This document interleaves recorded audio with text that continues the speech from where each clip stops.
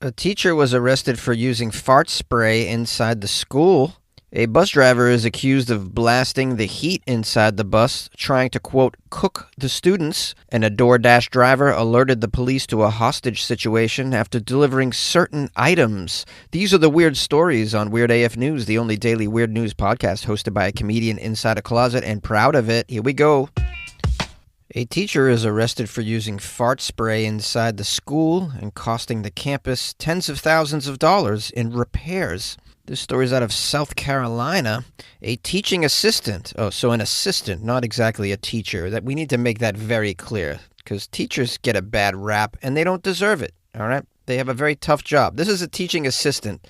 And this is the kind of behavior you get from a teaching assistant, spraying fart spray in the school like a juvenile.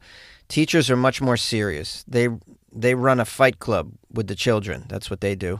Now, this teaching assistant has actually been arrested following a series of disturbances at a high school where a mysterious odor plagued the campus and the students for weeks. Alexander Lewis is 32 years old. This teaching assistant faces charges of disturbing schools and malicious injury to property after he allegedly used a spray designed to mimic the smell of feces. That's very technical. That's probably actually what it says on the side of the fart spray bottle. Designed to mimic the smell of feces. Deputies say that Alexander purchased the spray online and used it multiple times between August 25th and September 19th, causing significant disruptions on the campus. The odor reportedly triggered health issues among some students and staff members, including headaches, nausea, and dizziness. It also resulted in nearly $55,000 in inspection and air conditioning repair costs for the school district. Oh, my goodness. And that was just for fart spray. Numerous occasions of fart spray, but nonetheless fart spray. Imagine if he used the infamous liquid ass. They'd have to shut the school down for a month if he used liquid ass. I've covered liquid ass on the show before. You guys know. Stay away from liquid ass. I would categorize it as the most potent and diabolical of the feces-smelling spray chemicals. Now we have a quote from a parent in this story whose child goes to the school. My son has this asthma that has been triggered multiple times because of this spray. I had to take him to the doctor 3 times because of the spray. The spray designed to mimic the smell of feces. It says it on the side of the bottle. You know what it is. And now I don't have time to take my child to the doctor. We're trying to get prepared for the rapture that's coming today or tomorrow. We've been busy putting all of our belongings on the Facebook Marketplace. I don't have time to bring my child to a doctor for his asthma because of the spray designed to mimic the smell of feces. No time. The asthma claim is a little weird. I don't know. I mean, I used to have asthma. It went away. I think it's because I grew up around secondhand smoke. I mean, my parents said I had asthma as a child, but it turns out I just grew up in a cigarette. But because when I moved out, it all went away. But anyways, I remember having it, and it wasn't triggered from smells. That's a very strange form of asthma. It was triggered from, lack of oxygen or having to run around. Any sort of exercise, I would get an asthma situation because I was living in a cigarette at the time, turns out. Nonetheless, this is an awful incident, and it surprises me that it was done by a teacher. It's just because it's just so infantile, right? It's just juvenile. I mean, this is just behavior I do not understand. If you're going to be nefarious at your teaching job, steal Adderall from the nurse's office or something. Don't be spraying liquid ass or fart spray in the hallways like you're 9 years old. I mean, what kind of person is this? Somebody on the dating apps, ladies. That's good to know. Now, nowhere in the article does it have a motive for this guy. I guess he just didn't enjoy the place or something. He must have hated the children there. And maybe he wanted to get fired. Maybe this was his plan that he came up with, the real genius. But I don't see a motive here. Just, I guess, did it for the love of the game, maybe. Some men, they're not in it for even money. They get amusement out of watching the world burn down. They're just truly evil beings out there. I mean, the only thing you can say that's commendable about this incident is that there's no political agenda. This guy's just an a-hole, right? Just a regular old fart guy. Just really loves, hey, my poo-poo spray. My poo-poo spray. 32 years old. 32. My poo-poo spray. 32 years old. The Captain Fartso appeared in court where the judge set his bond at over $9,000. The malicious injury to personal property charge would be addressed in General Sessions Court on November 19th. Okay, so he's going to be charged. And he obviously lost his gig, and he probably could do some jail time. Imagine going to prison for this. Bunch of murderers in there. You're all like, what am I in here for? Poopy spray. Yeah, I like poopy spray. A bus driver is accused of blasting the heat on the bus, claiming, I'm going to cook you all, to the students. This story is out of Pennsylvania. Quality individual, this Pennsylvania school bus driver. He's facing some charges after the police say he actually threatened the little children, and he blasted the heat inside the bus as punishment. Wow, these kids have heat on their bus? I've never had heat on my buses. Spoiled little brats with the heat. We had no heat. The windows were stuck down. You couldn't even close some of them. So that cold New England wind would just blow through the bus in February. We just had to deal with that. I would just huddle on the floor with a friend of mine, just trying to stay alive on the trip to school. Kids these days with their heated buses, air conditioning. I bet you they got USB outlets on there too, so they can be on their phone. Probably got flat screen TVs on buses. These kids got it good. And now this poor bus driver, he's been tormented since the start of the school year with these little demons every day, and he lost it. And he lost it. And are we going to judge this man? You know what they say? Don't judge a man until you drive 100 miles in his school bus.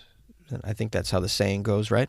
Now, this story takes place in a wonderful town, Sugar Creek, Pennsylvania. Doesn't that sound lovely? Sugar Creek. I've never been, but I would totally be into going to Sugar Creek, Pennsylvania. We have here a school bus driver in Sugar Creek facing charges. The police say he threatened the children and he blasted the heat inside the bus as punishment. The police department said they received multiple complaints from parents whose children got off the bus crying and extremely sweaty. He's just trying to give him a schwitz, you know? He's just trying to just look at it like a free spa treatment. You know what those Korean spas charge to go there and sweat it out? This guy's doing your kids a service. Now, the police identified the bus driver, Harvey Slicker. Sliker? S-L-I-K-E-R. I'm going to say it's Sliker. It'd be cool if it was Slicker, though. Harvey Slicker. Age 75. Oh, he can't even retire. He's got to drive around little demons all day. Oh, it's a terrible existence for Harvey. Harvey was pushed to the brink. Wouldn't you? You're 75, can't retire. Got to drive around spoiled little unhinged brats all day. So, I feel for Harvey. I'm not saying he did was right. You know, choices were made, but I understand. I mean, what do they even pay these bus drivers? Like $11.75 an hour? I mean, it's thankless in every way possible. Now, the police interviewed Harvey about the situation. Here's Harvey's side of the story. He told the children to close the bus windows and then turn the heater on high while the outside temperature was 74 degrees. Authorities said the temperature inside the closed bus may have climbed to between 95 and 100 degrees. Well, yeah, you want to get your schwitz on, you got to get up there. Harvey told the children, quote, I'm going to cook you all. And he also threatened to bring a paddle onto the bus the next day to paddle some kids. Investigators noted the threats and actions caused fear of serious injury among several students between ages 5 and 12. Oh, that's a little young, Harvey. Maybe kind of pull it back a bit, tone it down just a smidge. I mean, these young kids are easily triggered these days. These new generations, I mean, they just seem to have no trauma repellent at all. So they get the trauma easily. Now, the police are working with the Valley Grove Elementary School for the investigation. Charges of simple assault and reckless endangerment were filed, and Harvey was issued a no trespass order barring him from school property or any school events. Here's a quote from the district. We take the safety of our students and school community very seriously. We appreciate the parents who reached out to bring this matter to our attention. The contractor has assured us that the individual will no longer be driving for them, and a new driver began Thursday morning, in fact. Well, I hope the new driver lasts. I mean, they don't seem to last long, these bus drivers.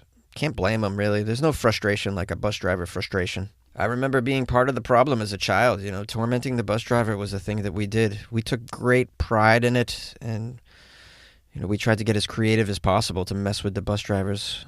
I mean, our goal was to have the bus driver turn around. That's what we wanted. We wanted him to stop the bus and stand up and just scream, "This is the end of your precious little field trip, you little shits." That's what we wanted. We wanted the bus driver to be like, I'm going to park this bus on the train tracks. And then we would giggle. Right? Never got threatened with the heat. Like I said, that would be a new one. We didn't have heat. We didn't really have, some of the buses didn't even have a roof. So that was an issue. And we didn't have sunscreen. So just imagine how we got cooked in our own way back then. I'll just wrap up the story by saying, on the bright side, look at Harvey can finally retire. It's a forced retirement, but he can get himself ready, sit in his rocking chair, let the rapture consume him. He's not going to think about these kids anymore. He's going to be in the arms of the Lord in about 24 hours.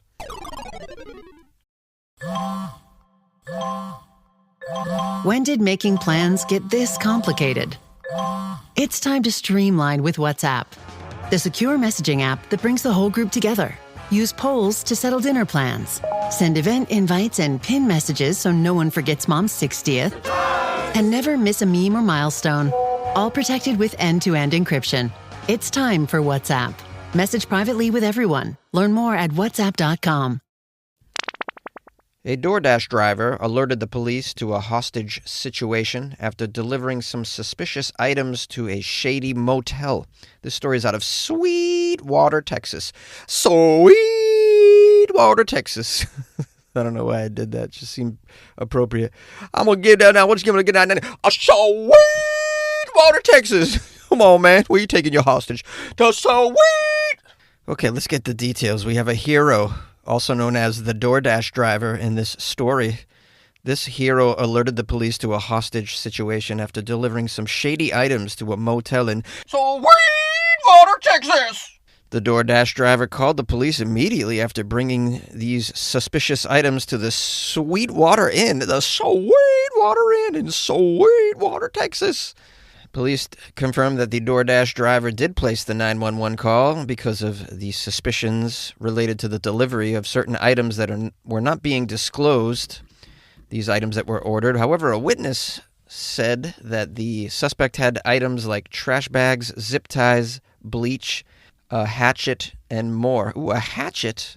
Sounds like it was about to be murder, she wrote. How do you like these hostage takers, these criminals? How lazy. I want to kidnap somebody, but geez, having to buy all that rope and stuff, that's hard. Where do you even get that? Hi, DoorDash, I'd like to order rope, plastic bags and gloves, a small blowtorch, pantyhose, nipple clamps, naked pictures of Betty White, and the book Hostages for Dummies. Oh, and a shovel. How dumb is this criminal?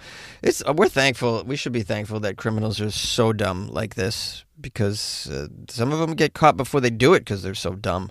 This is the kind of buffoon, if you search his search history on his phone, you'll find things like, how long can you leave somebody in a trunk before they die? What's the best knot for hostages?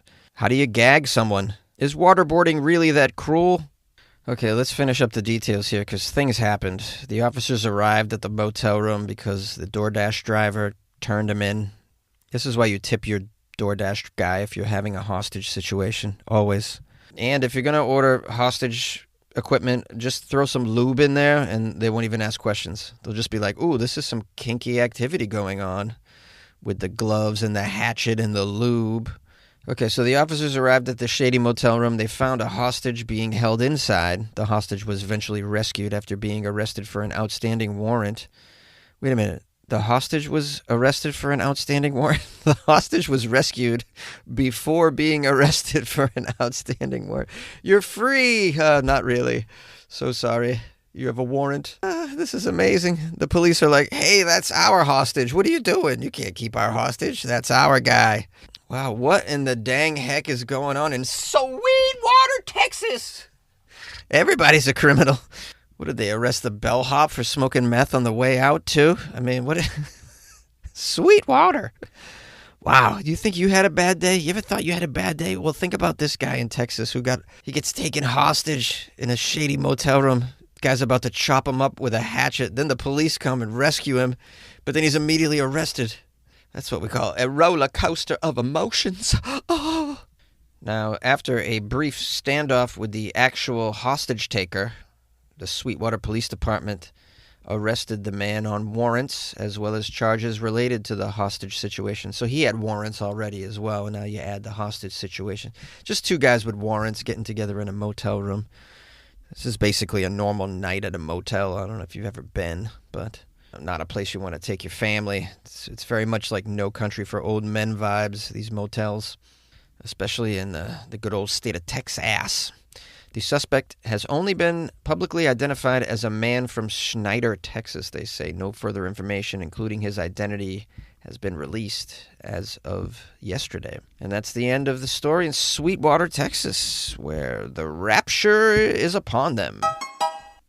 This episode is brought to you by eBay. We all have that piece. The one that's so you've basically become known for it. And if you don't yet, fashionistas, you'll find it on eBay. That Miu Miu red leather bomber, the Custo Barcelona cowboy top, or that Patagonia fleece in the 2017 colorway. All these finds are all on eBay, along with millions of more main character pieces backed by authenticity guarantee. eBay is the place for pre-loved and vintage fashion.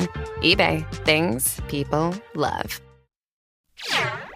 Hello, my friends, loyal listeners of the Weird AF News podcast. Thanks for spending some time with your buddy Jonesy in this new episode of Weird AF News for Tuesday. Hope everything's going good for you this week. Hope you're having a lovely, lovely time and that you're ready for the rapture. Have you got all your affairs in order? I mean, by affairs, I mean you've sold all your Air Jordans and jewelry, because you're not going to need that in the rapture. Did you get your rapture hatch open? You know about the rapture hatch? It's a hole in the roof, and it's you got to open that up when it's time for the rapture. Every time I'm looking for a new apartment, I ask about does it come with a rapture hatch? Sir, what do you mean? The rapture hatch. That's where Jesus lifts me up through the sky. I get yanked up into the arms of the angels. You know, like that Creed song. With arms wide open. Hundred, homing through this hell, my rapture hatch is open, oh, it's open. That's a pretty good Creed imitation, I have to say. I'm gonna pat myself on the back for that one. Hold on. I got no shirt, that's why it sounds like that. Because I can't wear a shirt in the closet. It's like 92 degrees in here. It's about the temperature of that school bus. These kids had it easy. They got no clue how good they had it. Free sauna. Anyways, I'm rambling about stories I already did.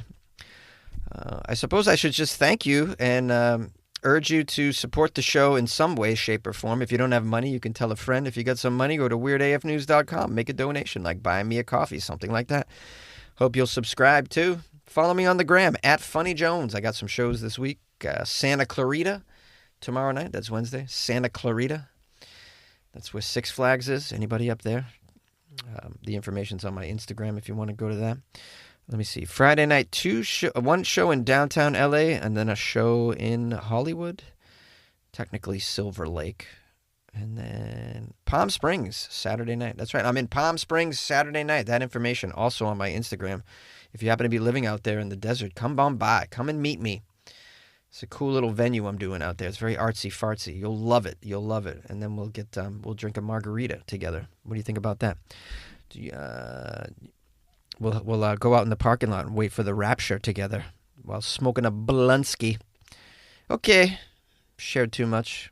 So before I go, I'll just tell you, good luck with your rapture, man.